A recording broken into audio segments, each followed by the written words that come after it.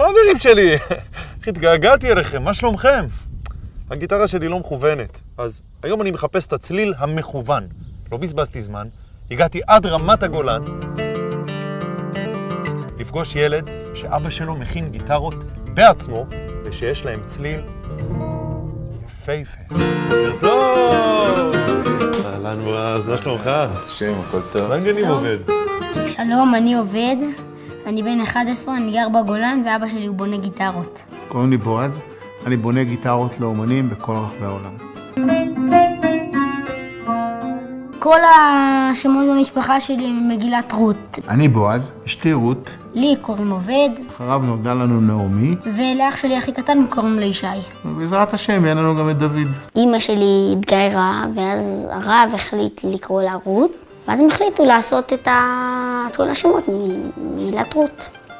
עובד נולד במקסיקו. ואז ההורים שלי עלו לארץ. לכל כלי נגינה אני קורא בשם. יש את הגיטרה עובד, יש את הגיטרה נעמי, יש את הגיטרה בתל ויש את הגיטרה הודיה. והגיטרה שניגנתי היום בבוקר נקראת ישי על שם בני הצעיר. מה המשמעות של השם עובד? אני עובד את השם, להיות אדם טוב. במה אתה עובד? עובד. היום אני בונה גיטרות, אני עוזר לאבא שלי. אז נצא לעבוד? יאללה, לבית מלאכה. עליתי על האופנוע לכיוון הבית מלאכה. עשינו תחרות. ראיתי שלעובד יש כל כך הרבה מרץ.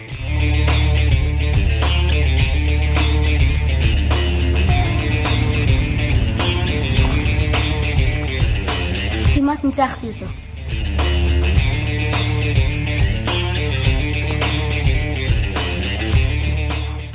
מה זה המקום הזה? פה זה הבית מלאכה שלי. פה אני בונה את הגיטרות.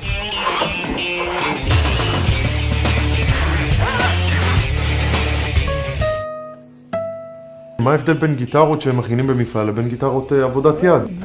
הבדל בין לאכול בבית חולים ולאכול במסעדת גורמה. ואתה יודע כמה זמן לוקח לאבא שלי להכין גיטרה אחת? כמה? חודשיים. בשביל גיטרה אחת? כן. חודשיים? תצטרף אלינו לכל היום ותראה. בבניית גיטרה ישנם המון שלבים. השלב הראשון הוא בניית לוח האצבוע, המקום בו האצבעות מנגנות. אחר כך בניית תיבת התעודה, המקום בו האצבעות פורטות. לחבר את כל החלקים, לצבוע אותם, להרכיב אותם. בקיצור, צריך המון סבלנות ותשומת לב מיוחדת לכל שלב.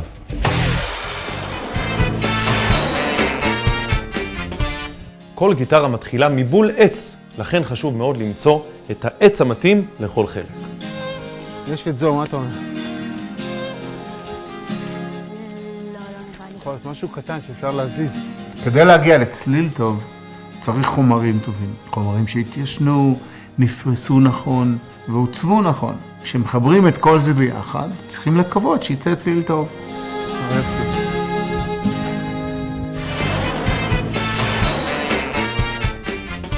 עובד צריך לנסר פרוסה שלמה מהעץ.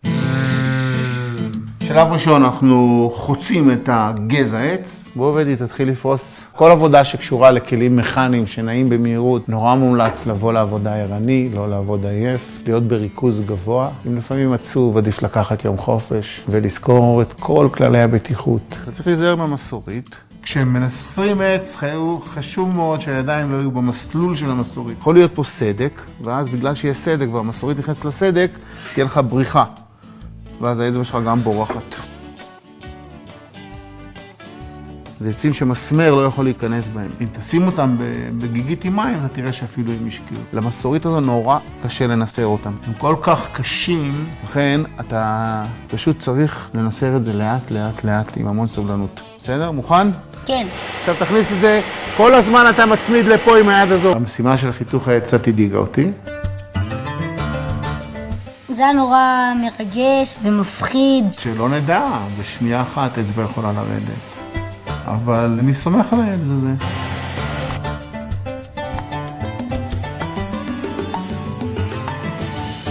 אבא, מאיפה אתה מביא את כל העצים?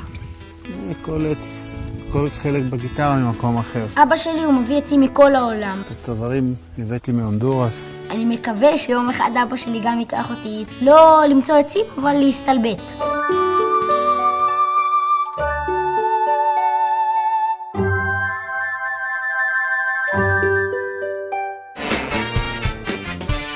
שלב הבא שהעץ הזה הולך להיות לוח אצבוע. זה הלוח ששמים את האצבעות ומנגנים כאילו את האקורדים.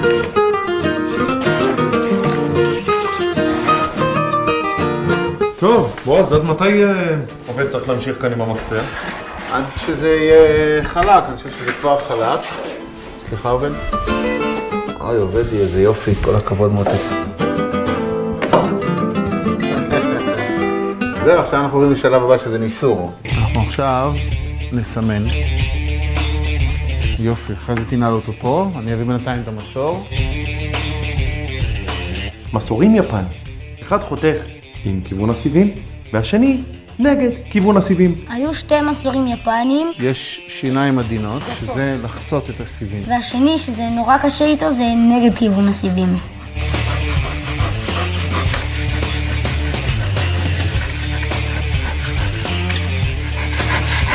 אתה יכול להחליף אותי?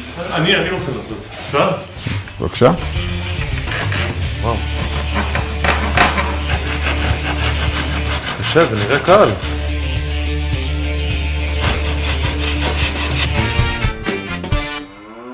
כשהייתי שנה גדול מעובד, בגיל 12, הביאו לי גיטרה שבורה הביתה. פירקתי לה את החלקים, ומהם בניתי גיטרה קטנה יותר. וזו הגיטרה מעץ הראשונה שבניתי. עובד, אתה זוכר שסיפרתי לך על הגיטרה שבניתי לפני הבר מצווה?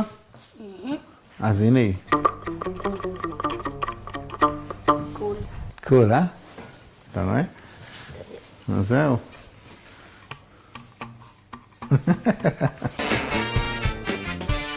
אחרי שהלוח מוכן, הגיע הזמן להכניס את הסריגים ללוח. מסמנים את המיקום של הסריג, מנסרים את החריץ לסריג, נועצים את הסריג. זה לא כל כך קשה, אבל בינתיים פלטת את הסריג החוצה. אז... הנה, גם אצלך זה יצא. נכון, גם אני עושה טעויות לפעמים. יש לנו לוח אצבוע. אחרי שטיפלנו בצוואר הגיטרה, הגיע הזמן לעבור לגוף הגיטרה, תיבת התהודה. לוח התהודה צריך להיות מעץ מחתי, שבדרך כלל הם קלים יותר, הם גמישים יותר. תעביר את היד, תרגיש. אנחנו לוקחים את הגזע העץ המחתי, פורסים ממנו שתי פרוסות זהות, פותחים את זה כמו ספר, ומדביקים. את ההדבקה היא נעשית בדיוק בצורה הזאת. יאללה עובד, תפתח את זה מותק. אני אעזור אותך.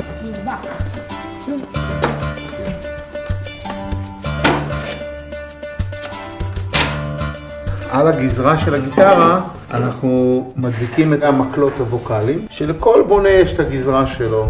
זה נותן לצליל את הצבע שלו. בועז משתמש בעצים מאוד מאוד יקרים, לכן עובד צריך להיות מאוד מאוד מדויק. אסור לעשות טעויות. ראית? לא נזהרת, יכלת לשבור את הלוח. אבא, לא יכולת למצוא מקצוע יותר קל אולי?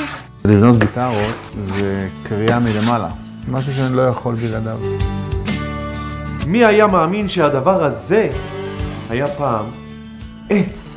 זה הצ'אט של הגיטרה, זה המכשיר כיפוף שלנו, ותוך כדי עבודה אנחנו מכופפים אותו עד שהוא מגיע למצב הזה. כדי לכופף את העץ אנחנו צריכים לחמם אותו, לפעמים לתת לו ככה איזו דחיפה נוספת עם קצת עדים, וזה אנחנו עושים מטלית רטובה, עד שמרגישים שהוא נכנע, אז הוא מתחיל להתכופף ולעשות מה שאתה רוצה. זה מתעקם. עובד עמד במשימה הזאת יפה מאוד, גרם לי המון עונג לראות שהוא לא סיכן את החומר. מה אתם אומרים?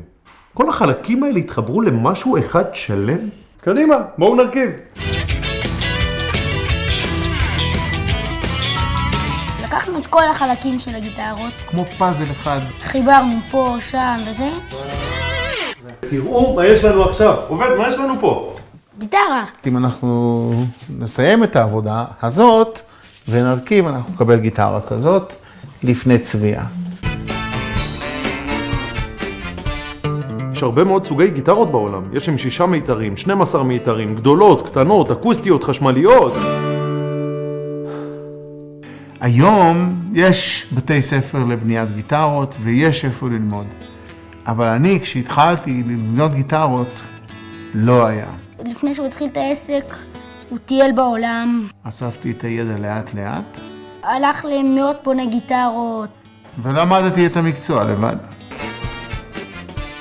אבא שלי הרבה יותר קל לו לעשות כל מיני דברים לבד מאשר ללכת לחנות ולקנות את זה. אני לא יכול לגשת לחנות חומרי בניין באזור ולקנות את החלק הזה, אני חייב לייצר אותו. הוא עושה הכל עד הסוף. הוא אף פעם לא אומר זה קשה, אני מפסיק. 10 אצבעות האלה יכולות ממש לעשות דברים נפלאים. היום למזלי אני שמח שהתפוח לא נפל רחוק מהעץ. אני רואה שהוא עובד בעצמו, הוא ממש נהנה לייצר, לשאול את השאלות הנכונות, ולאט לאט הוא יגיע לזה. ואני מנסה ללמוד לאבא שלי את זה. טוב, הגיע הזמן לנקות, מה אתה עושה עם זה? אחותי ביקשה ממני שאני אכין לה בובה מכוערת, אז אני מכין לה.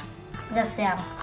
אחותי נעמי היום ביקשה ממני שאני אכין לה בובה מכוערת, וניצלתי כל הפסקה ממשימה למשימה, והראש של הבובה מורכב מטלטלים שעשיתי מגילופים של עץ. הגוף של הבובה הוא משתי חתיכות עץ מודבקות, ועשיתי לה מגלשיים משתי מקלות שהקמתי, ועשיתי לה גיטרה. עובד, איזה יופי. מה, סיימת כבר עם הבובה? פסטי. פסטי? למה כן. פסטי? מה היא הבובה הזאת? בשביל מי? בשביל אחותי. לגיטרה בדרך כלל יש 6 מיתרים. 3 מיתרים בעלי צליל גבוה, המכונים מיתרי סולו. 3 מיתרים בעלי צליל נמוך, המכונים מיתרי בס. עברנו את כל התחנות, אבל התחנה הכי חשובה זו התחנה שעכשיו אנחנו נמצאים בה. לראות איך היא נשמעת, שזה הכי חשוב.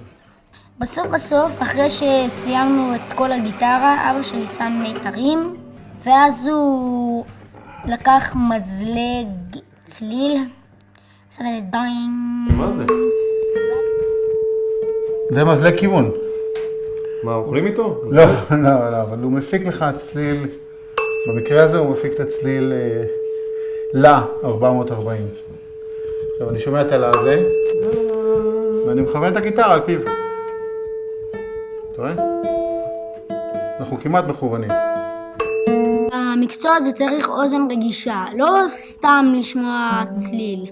צריך לשמוע את הדקויות של הצליל ולדעת איך לכוון את הגיטרה לפי הצלילים בדיוק. אז עכשיו, באמת בוא נחסוך במילים, ואני אגיד רק מילה אחת, תקשיבו.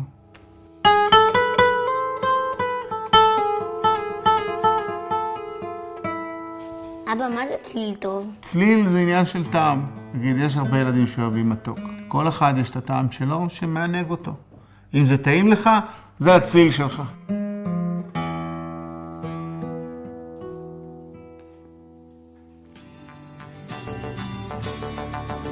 אחד הדברים שאני הכי אוהב להרצות עם עובד, זה ללכת פה באזור לבריכות קצינים. אנחנו ישנים שם באוהל, עושים מדורה. זורקים אפילו איזה תפוח אדמה לתוכו. קצת בשר. בבוקר להתעורר. עם קפה ביחד טבילה קלה ולחזור הביתה ליום יום. אבא, מה עם אותו? זוכר שפעם היית מספר לי סיפורים על צ'קטלן? בטח זוכר, כל לילה. כשהייתי קטן, אבא שלי תמיד שהוא רוצה שאני אלך לישון, אז הוא כל פעם סיפר לי סיפור אחר של צ'קטלן. ילד יהודי שאבא שלו נשלח לקוטב הצפוני לחקור איפה יש בארות נפט. זו הייתה דמות שהוא המציא. למשל, היה פעם אחת עם שודדים בקריבים, פעם אחת שהוא הציל מישהו מאנקונדה. הסיפורים האלה היו כל כך מוצלחים שאפילו חברים שלי היו באים לשמוע. תגיד, עובד, אתה יודע שהסיפורים האלה דמיוניים? כן. וזה לא מפריע לך? לא.